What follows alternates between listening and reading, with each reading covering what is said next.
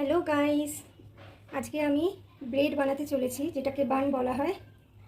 তো আমি রেসিপিটা তোমাদের সঙ্গে কোনোদিন শেয়ার করব। এখনও আমি পাকাপোক্ত বান বানাতে শিখিনি, জাস্ট ট্রাই করছি। এটা না ইস্ট দিয়ে বানাতে হয়, কেউ কেউ বেকিং পাউডারের সঙ্গেও বানায়, আমি দেখেছি। তো আমি শিখেছি নিজে নিজেই, তোমাদের আগেও একটা শেয়ার করেছিলাম কেমন হয়েছিল বানটা। তো এই বানটাও আমি শেয়ার করব। এবার এটা দেখো, এখানে কড়াইটা প্রিহিট করতে বসিয়ে দিয়েছি। তো এবার এটাতে আমি এই বানটাকে বসাবো।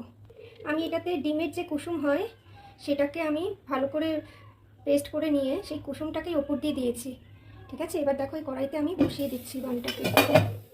গাইস, আমি কড়াইতে বসিয়ে দিয়েছি। বানটা রেডি হয়ে গেলে তোমাদের দেখাচ্ছি। এটা খুব জোর 40 থেকে 45 মিনিট লাগে। গাইস দেখো, ব্রেডটা কতটা ফুলে গেছে, তোমরা দেখতেই পাচ্ছ।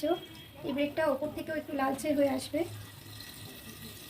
গাইস দেখো, আমার ব্রেডটা রেডি। ব্রেডটা কেমন হয়েছে তোমরা জানিও। দেখো, খুবই সফট হয়েছে। আমি উপরে একটু বাটার লাগিয়ে দিয়েছি। এখন খুব গরম, এটা আর কিছুক্ষণ বাদে ঠান্ডা হলে আমরা খেতে পারবো। তোমাদের সঙ্গে শেয়ার করে খুবই ভালো লাগলো। Thank you for watching guys.